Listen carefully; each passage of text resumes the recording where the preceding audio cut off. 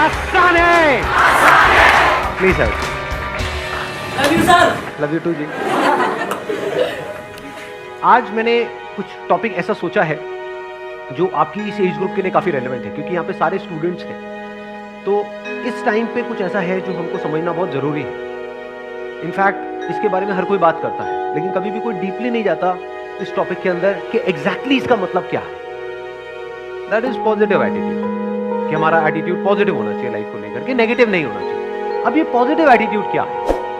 So positive attitude is being happy from inside. Positive attitude is कि हम अंदर से खुश रहें। क्या उसका कोई रीजन होना जरूरी है या बिना किसी रीजन के हम खुश हैं? कितने कहते हैं उसके पीछे कोई रीजन होना चाहिए, और कितने कहते हैं बिना किसी रीजन के ही हमको खुश रहना चाहिए? तो ज्यादातर लोग ये सोचते हैं पॉजिटिव एटीट्यूड का मतलब कि बिना किसी रीजन के ही हमको खुश रहना चाहिए। तो इसका मतलब हमें कुछ भी ढंग का करने की जरूरत क्यों है? फॉर एग्जाम्पल, आप फिजिकली लेजी हो, फिजिकली वीक हो, लेकिन अंदर से खुश हो, वो बेटर है? या फिर आप जिम गए, वर्कआउट किया, या किसी भी तरह का कोई वर्कआउट किया, फिर खुश हो, वो बेटर है? हाँ, एक है, मान लो अभी आप स्टूडेंट हो तो अभी सबसे जरूरी क्या है आप लोग? पढ़ना, ठीक है। एक है बिना पढ़े आप खुश हो, तो कोई पढ़ेगा क्यों? एक है आपने अपने गोल बनाया कि इतने घंटे मुझे पढ़ना है, पढ़ा, फिर उसके बाद में खुशी मिल रही है। क्या बेटर है और क्या होना चाहिए? पढ़ने के बाद में अगर हमको खुशी मिले, that is much better than कि बिना पढ़े ही हमको खुशी मिले। This positive attitude must always be with a reason, क्योंकि अगर रीजन होगा तो वो पॉजिटिव एटीट्यूड टिकेगा। बिना किसी रीजन के आप पॉजिटिव होते चले जाओगे तो वो नहीं टिकेगा। सर मैं कहना चाह रहा हूँ, जैसे आपने कहा कि रीज़न होना चाहिए किसी चीज़ के पीछे, बट सर जैसे अब मैं कोई काम करने जा रहा हूँ, ठीक है, अपनी लाइफ में मेरे को पता है वो काम ज़रूरी है, बट सर मेरे को कोई रीज़न ही नहीं मिल रहा, वो रीज़न कैसे ढूंढा जाए? अब ये बात आती है यहाँ पे। अरे अभी आपने कहा कि मैं एक काम करने जा रहा हूँ जो काम करना जरूरी है, तो ये जो काम करना जरूरी है वही तो रीजन है। सर बट उसके पीछे का ना कोई लॉजिक नहीं मिल रहा, मैं वो क्यों कर रहा हूँ? नहीं, उसके पीछे की जरूरत क्या है? अगर कोई काम करना जरूरी है, फॉर एग्जाम्पल भूख लगी है तो खाना खाना जरूरी है, प्यास लगी है तो पानी पीना जरूरी है, वो अपने आप में रीजन है। उसके पीछे रीजन क्यों चाहिए आप? कि मुझे प्यास तो लगी है लेकिन पानी पीना जरूरी क्यों है? क्योंकि प्यास लगी है। पढ़ना जरूरी क्यों है? नंबर के लिए। नंबर क्यों चाहिए? सर कॉलेज में एडमिशन चाहिए। कॉलेज में एडमिशन क्यों चाहिए? जॉब चाहिए। जॉब क्यों करनी है? पैसे के लिए। पैसा क्यों चाहिए? खाने के लिए। पैसा खाओगे? जरूरतें पूरे करने के लिए। पैसा सिक्के भी खा जाऊंगा आज तो, मैं कुछ नहीं छोड़ूंगा जो पैसा आ जाए मेरे पास। एक मिनट, तो आप कह रहे हो पैसा हमको चाहिए अपनी जरूरतें पूरी करने के, जो भी हमारी नीड्स हैं उसको पूरा करना। नीड्स को पूरा करना क्यों जरूरी है? जीने के लिए, सिंपल है। अब इसके पीछे क्या रीजन है? जीना क्यों है? मर जा भाई। Do you have a choice? It is choiceless. तो एंड में हम ऐसी जगह पे पहुंच जाते हैं जहां पे कोई चॉइस नहीं। जीना क्यों जरूरी है? क्योंकि मैं जीना चाहता हूं। ये सब किससे कनेक्ट हुआ? जा करके पढ़ाई से। इसलिए पढ़ाई जरूरी है। जैसे पॉजिटिव एटीट्यूड है तो वो होना जरूरी तो है लाइफ में, लेकिन मान लीजिए हमने कोई एंट्रेंस एग्जाम दिया या फिर हमने कोई कोड लगाया और वो हमारा नहीं हो पा रहा, तो वहाँ पे पॉजिटिव एटीट्यूड कैसे आएगा? जैसे किसी ने एंट्रेंस एग्जाम दिया, किसी केस का दिया, नीट का दिया, तो वो क्लियर नहीं हो पा रहा, बहुत से लोग इसकी वजह से सुसाइड सब अटेम्प्ट करते हैं, तो उसमें हम कैसे इसको ओवरकम कर सकते हैं? Excellent point. Let's give big hand for her.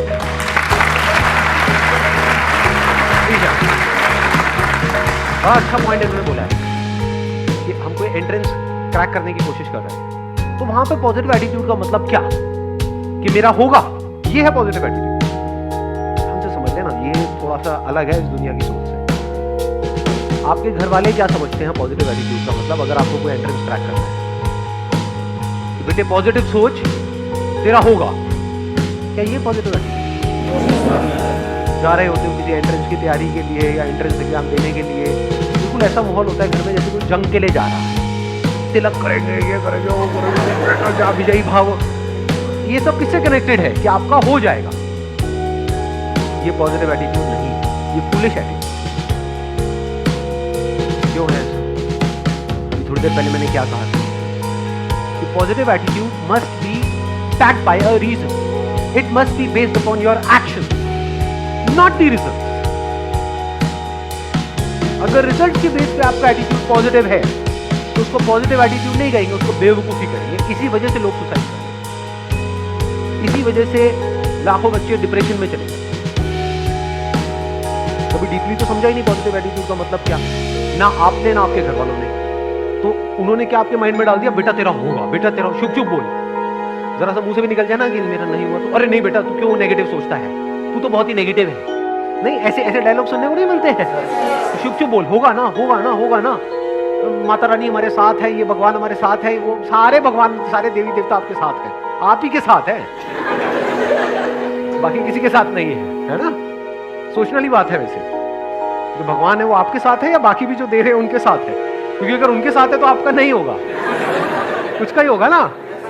तो किसके साथ है? सबके साथ है तो सबका क्यों नहीं हो रहा? पहले इस एटीट्यूड में फ्लॉ देख लेते हैं कि इस एटीट्यूड में फ्लॉ क्या है, जिसको मैं कह रहा हूं ये पॉजिटिव नहीं है, फूलिश एटीट्यूड है। आपने रिजल्ट के बेस पे अपने एटीट्यूड को डिफाइन कर दिया। अगर बार बार अपने आप को बोलते रहोगे मेरा होगा, मेरा होगा, मेरा पक्का होगा, मेरा पक्का होगा, तो कुछ दिन तक अगर ये बोलते रहे ना, जैसे कुछ भी बकवास अगर आप बोलते रहोगे तो आपका माइंड उसको सच मान लेगा। तो आपको लगने लग जाएगा कि मेरा तो पक्का होगा। और अगर इसके बाद भी आपका नहीं हुआ तो क्या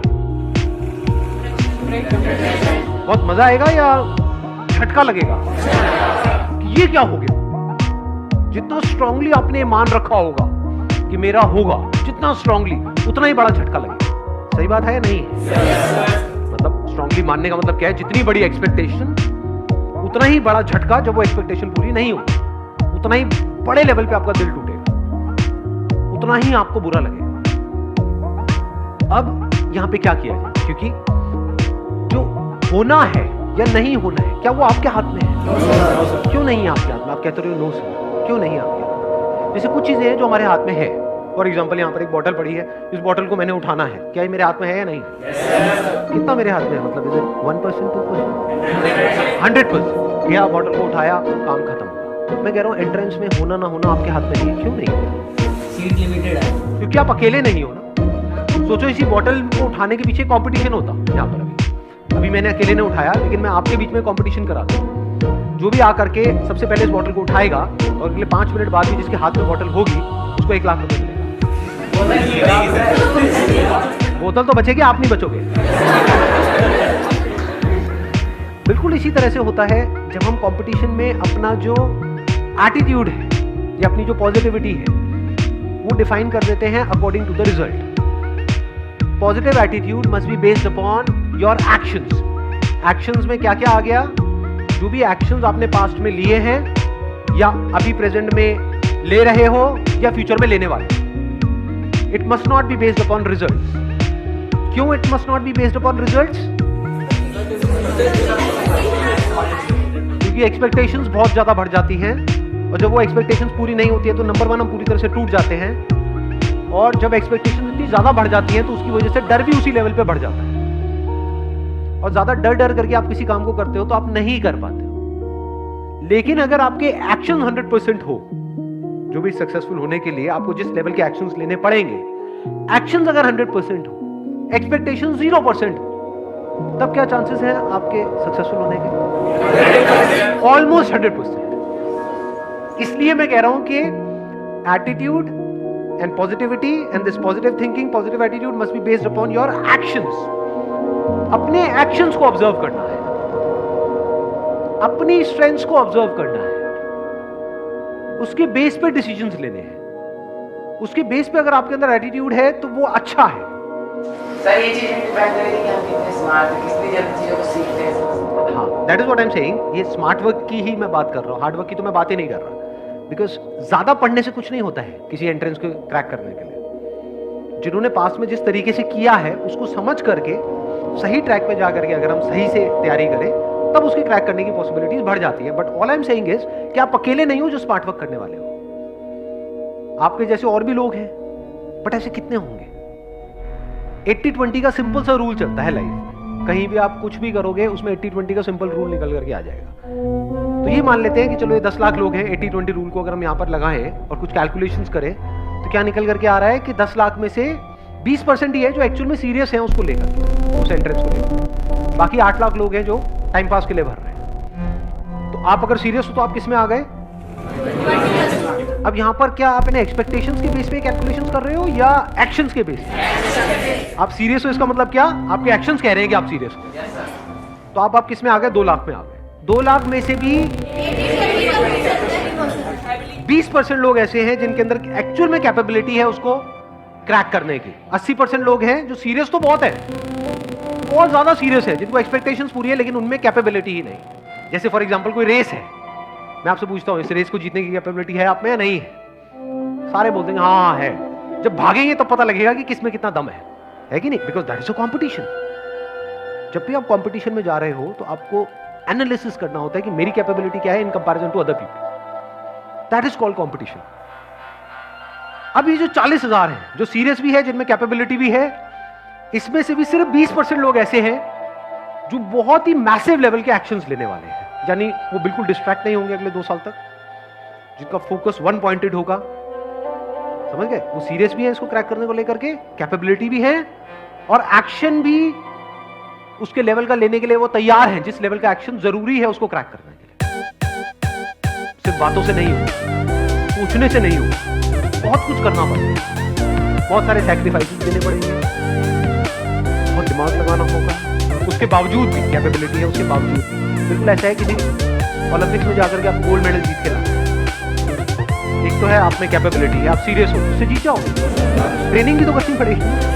हाँ, दिन में कई घंटों तक ट्रेनिंग करनी पड़ेगी, वो भी आप करने को तैयार हो। तो आप किस में आ गए?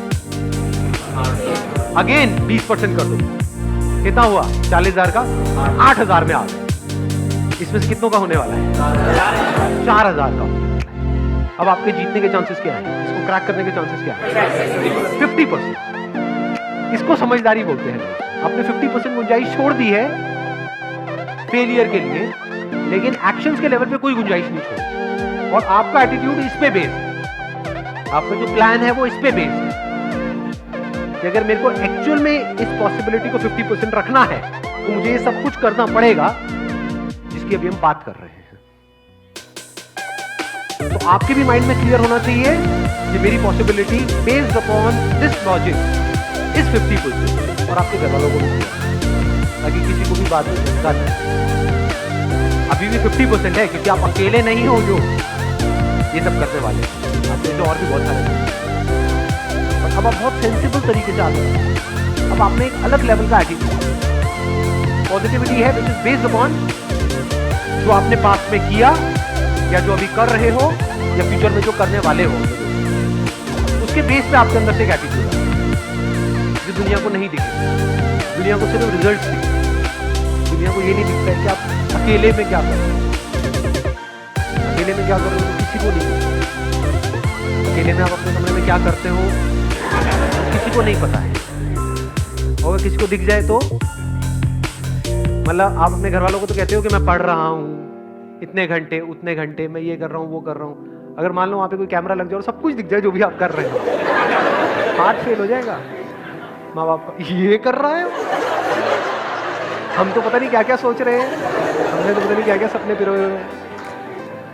इसलिए मैं कह रहा हूं कि attitude and positivity and this positive thinking, positive attitude must be based upon your actions. इसको बोलते हैं real positive attitude, unshakeable positive attitude.